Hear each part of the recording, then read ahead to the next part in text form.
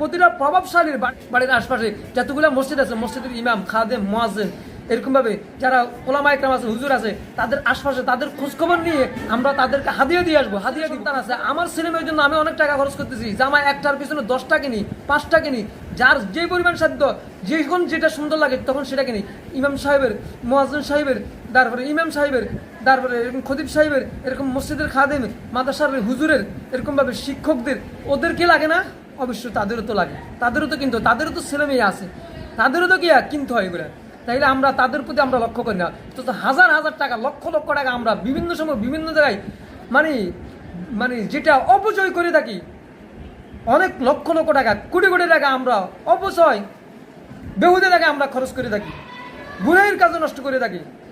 অথচ যেসব জায়গায় গরিব এতিম অসহায়দেরকে এরকমভাবে ওলামা ইকরাম, অনেক ওলামা ইকরাম, অসহায় ওলামা ইকরাম যারা অসুস্থ, তাদেরকে আমরা যদি এরকম দিয়ে আসি, আল্লাহ কত খুশি হবে। আর আমাদের টাকা পয়সার মধ্যে আল্লাহ বরকত দান করবে, আল্লাহ আমার অন্তর দিকে টাকা দেখবে, অবশ্যই তাদেরকে দিয়ে আসবো। প্রতিটা মসজিদের আশপাশে যদি যাদের প্রভাবশালী আছে, যদি এরা যদি মসজিদের ইমাম, খাদেম, মুয়াজ্জিন যারা আছে, ওদের যদি খোঁজখবর নেই, ওদেরকে যদি 5,000 টাকা করে যদি হাদিয়া দিয়ে আসে, ওদের বাজার কিন্তু কষ্ট হবে না। ঈদের বাজার করতে তাদের কষ্ট হবে না, ছেলে সন্তানদের জন্য বাজার করতে তাদের কোনো কষ্ট হবে না। কিন্তু তাদের কারো কাছে বলতে চায় না, তারা বলবে না, কোনো ওলামা ইকরাম বলবে না। সকল ওলামা ইকরাম তো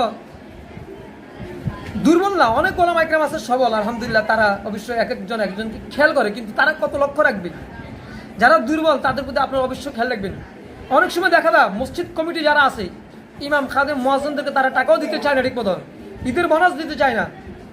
এরকমভাবে টাকা মসজিদে অনেক লক্ষ লক্ষ টাকা জমা থাকে, কিন্তু টাকা দিতে চায় না। আহা, কেন? ঈদের সময় তাদেরকে কিছু কাপড় চোপড় কিনে দিবেন, তাদের বাজার সদাই কিনে দিবেন, তাদেরকে হাদিয়া দিবেন। এরকমভাবে প্রতিটা মসজিদের আশপাশে যত প্রভাবশালী লোক আছে, আমি তাদের উদ্দেশ্য বলবো, আপনারা অবশ্যই তাদের প্রতি লক্ষ্য রাখবেন। আপনাদের বাড়ির আশপাশে গরিব এতিম অসহায় যারা আছে, নীরব অসহায় আছে, তাদেরকে অবশ্যই আপনারা দান সদকা করবেন, তাদেরকে দিবেন, গোপনে যাইয়ে দিয়ে আসবেন, বাড়িতে যাইয়ে দিয়ে আসবেন, খবর দিয়ে আনার প্রয়োজন নাই। আপনারা গোপনে যাইয়ে তাদের বাড়িতে যাইয়ে দিয়ে আসবেন, হাদিয়া দিয়ে আসবেন, টাকা দিয়ে আসবেন, কিছু কিনে দিয়ে আসবেন। এরকমভাবে মসজিদের ইমাম, খাদেম, মুয়াজ্জিন সাহেব যারা আছে তাদেরকে দিয়ে আসবেন।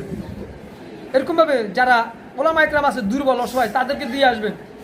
আপনার বাড়ির আশপাশে যারা দুর্বল অসহায় আছে তাদেরকে দিয়ে আসবেন, যারা নীরব অসহায় তাদেরকে দিয়ে আসবেন।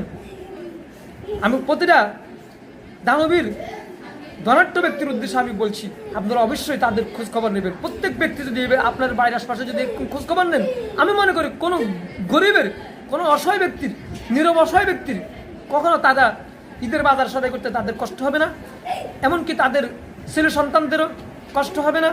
তাদের ছেলে সন্তানদের মুখে হাসি ফুটবে, তাদের ছেলে সন্তানদের মুখে হাসি উঠবে, তাদের সবার মুখে হাসি উঠবে। আপনার জন্য নামাজ পড়ে তারা দোয়া করবে, আপনার জন্য তারা নামাজ পড়ে দোয়া করবে।